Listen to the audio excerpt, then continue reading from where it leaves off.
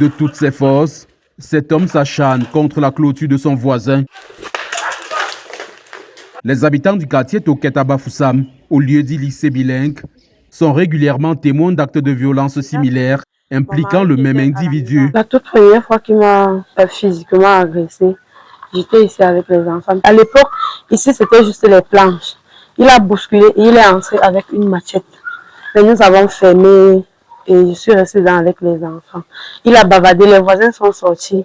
Après, il est ressorti, il est parti. Dans ce couloir que cet homme décrit comme particulièrement violent emprunte pour regagner son domicile, personne ne souhaite se retrouver nez à nez avec lui. Quand moi je rentre du travail, je me mets là-bas à l'entrée, j'appelle ici à la maison.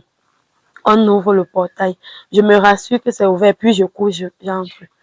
Si je suis en train de sortir, je le croise en train de descendre, je rentre, je ferme. En effet, renseigne sa voisine la plus proche, pendant les moments de crise de cet homme, il ne cacherait pas son intention de faire couler du sang. Chaque fois quand il fait ces trucs, il dit qu'il va tuer quelqu'un. La dernière fois que l'enquêteur du 4e était là, il a dit devant l'enquêteur qu'il va tuer quelqu'un jusqu'à on va voir. On a de la peine même déjà à dormir parce qu'il fait des bruits dans la nuit. Il a une trompette, il passe les nuits à siffler dedans. Il bavarde, il fait des trucs, on dirait que ce sont des incantations. Terrorisée, craignant pour la sécurité de sa famille, elle a engagé une procédure judiciaire contre cet homme, âgé d'environ 40 ans. On n'aimerait pas que le pire arrive avant que les gens viennent faire comme si. Victime lui aussi de ces menaces, ce septuagénaire a décidé d'abandonner une parcelle de terrain qu'il dit en être le propriétaire. Ça, c'est moi qui cultivais ici.